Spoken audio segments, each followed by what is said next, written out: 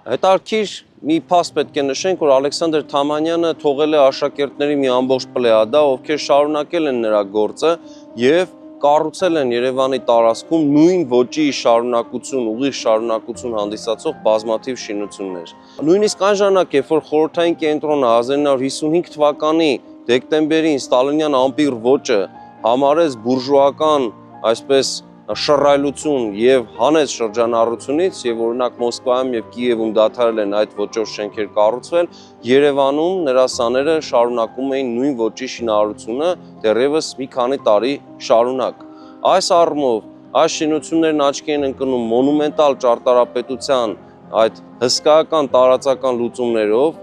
եւ հիացմունք են պատճառում դիտողին։ Եվ հաճախ հարց է հնչում միշտ տարբերություն Երևանի կենտրոնի այդ գեղեցիկ շենքերի եւ ենթադրենք հետագայում 70-80-ական թվականներին կառուցապատված թաղամասերի միջև։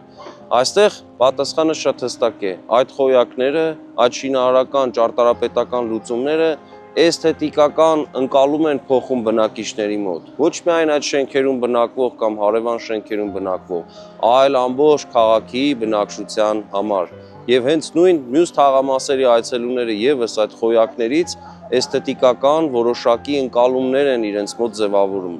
Այս առումով իհարկե ունենք մշակութային գեղեցիկ ճաշակի ընկալման առանձնահատուկ միջավայր։ Նախագծի գլխավոր գործընկերն է Converse բանկը, ֆինանսական աշխարհի ձեր հուսալի գործընկերը։